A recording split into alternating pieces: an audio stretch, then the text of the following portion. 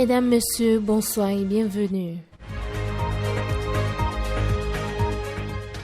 En RDC, la Croix-Rouge alerte sur une dégradation critique du système de santé dans l'est du pays. Dans un communiqué publié le 17 juin, l'organisation évoque un risque d'effondrement dans les zones les plus exposées où les violences entravent l'accès aux soins, provoquant la fuite du personnel et fragilisent les structures médicales. Selon l'organisation, la vie de milliers de personnes pourraient être menacées.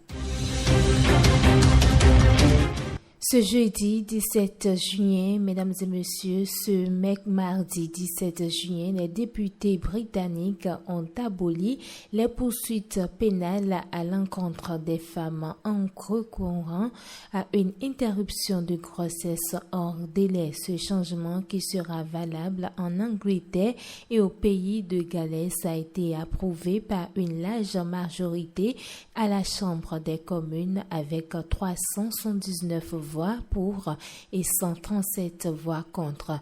Ils étaient soutenus par une cinquantaine d'organisations dont le principal syndicat de médecins BMA, des associations de défense des droits des femmes ainsi que des cliniques pratiquant l'avortement.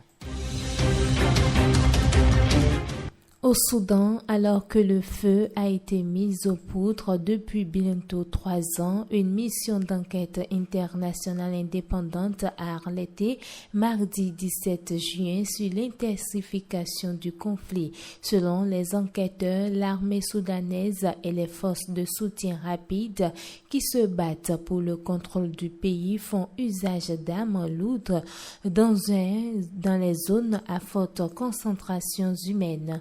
Forces armées et paramilitaires sont accusés d'exactions sur les populations. Le conflit a déjà fait des dizaines de milliers de morts et plus de 13 millions de déplacés. En termes de responsabilité internationale, je cite, « Nous exhortons tous les États à respecter et à faire respecter l'embargo sur les armes prévu par la résolution de 1556 du Conseil de sécurité des Nations Unies, déclare Joyce Ngozi, expert et membre de la mission d'information.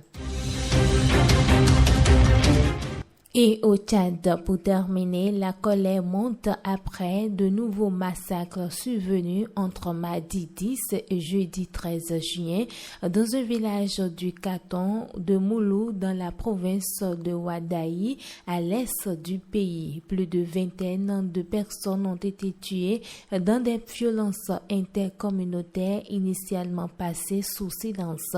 Selon les députés de la région et plusieurs témoignages, les autorités locales ont d'abord tenté de régler l'affaire en versant une compensation financière traditionnellement pour le crime de sang. Ce n'est qu'au cours du week-end, après les premières révélations de la presse, que l'affaire a été éclatée au grand jour.